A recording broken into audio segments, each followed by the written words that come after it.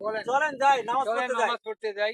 Station মসজিদে নামাজ পড়তে যাই আসরে। চলেন যাই। চলেন। আসসালামু আলাইকুম চাচা। ওয়ালাইকুম সালাম বাবা। আপনারা কই যাচ্ছেন? নামাজ পড়তে যাচ্ছি তো। এত তাড়াতাড়ি যাচ্ছেন?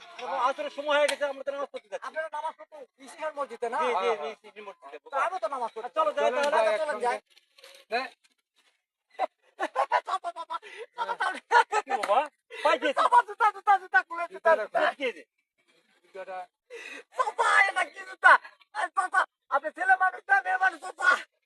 পাগল ছেলে বলে কি আমি মুরব্বী মানুষ নামাজ পড়তে যাচ্ছি, আমাকে ছেলে মানুষ মনে হয় না মেয়ে মানুষ মনে হয়? আপনি তো মেয়ে মানুষ মনে হচ্ছে চাচা আমার। কেমন করে বাবা? চাচা আপনি বলেন তো, না, না, না, মেয়ে দেখেন, মেয়ে মানুষের জুতা পরিছে, ঠিক আছে। তাহলে মেয়ে মানুষ বলবো না আপনাকে? আপনি এই জুতা কেন চাচা? আরে পাগল ছেলে, আমি নামাজ পড়তে মসজিদে যাই, সে মসজিদে গেলে জুতা চুরি হয়ে যায়, আর ওই কারণে আমি তোমার চাষির জুতা নিয়েছি যে নামাজ ওই মনে করো যে জুতাটা না চুরি হয়। নামাজ পড়তে গেলে বেডিসনের জুতা কেউ চুরি করে না। না এটা কেউ চুরি করবে না, এই জন্য তো আমি নামাজ পড়ি। ওই মুসল্লি যদি মনে করে বেডিসনের মসজিদের ভিতরে ঢুকে গেছে,